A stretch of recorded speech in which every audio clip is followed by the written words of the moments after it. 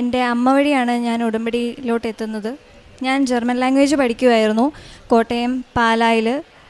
German language പഠിച്ചു കഴിഞ്ഞ് ഞാൻ എക്സാം എഴുതാൻ വേണ്ടിയിട്ടൊക്കെ ആയപ്പോഴത്തേക്കും അമ്മ എന്നോട് പറഞ്ഞു, പോയി ഉടമ്പടി എടുക്ക്, നല്ലതായിരിക്കും, അപ്പം തന്നെ എക്സാം പാസ്സാകും എന്നൊക്കെ. അപ്പം ഞാനത് കാര്യമായിട്ട് അന്ന് എടുത്തില്ലായിരുന്നു. അതുകൊണ്ട് ഫുൾ കോൺഫിഡൻസിൽ പോയാണ് ഞാൻ എക്സാം എഴുതിയത്.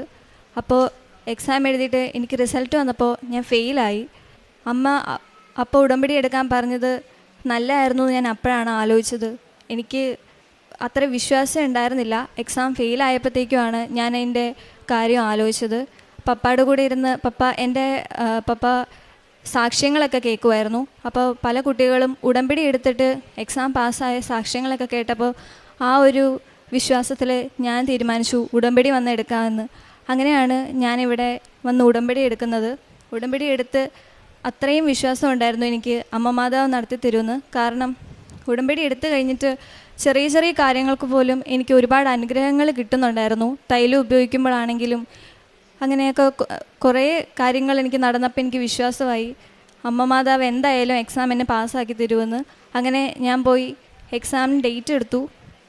ഉടമ്പടി എടുത്ത് 2 പ്രാവശ്യം ഞാൻ പുതുക്കി. അത് കഴിഞ്ഞപ്പോൾ തന്നെ എക്സാം പോയി ഡേറ്റ് എടുത്ത് ഞാൻ ബാംഗ്ലൂരിലാണ് എക്സാം എഴുതിയത്. എക്സാം പാസ്സായി. അങ്ങനെ ആദ്യമായിട്ട് ഉടമ്പടി എടുത്തപ്പോൾ തന്നെ എനിക്ക് എക്സാം പാസ്സായി.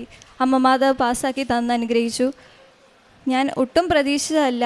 ഈ ഉടമ്പടി ഇവിടെ എത്തുന്നവരെ എനിക്കൊരു വിശ്വാസവും ഇല്ലായിരുന്നു എനിക്ക് എക്സാം പാസ്സാകാൻ പറ്റുമെന്നും ഇങ്ങനെ ഇവിടെ വന്ന് സാക്ഷ്യം പറയാൻ പറ്റുമെന്നും ഒന്നും എനിക്കറിയില്ലായിരുന്നു.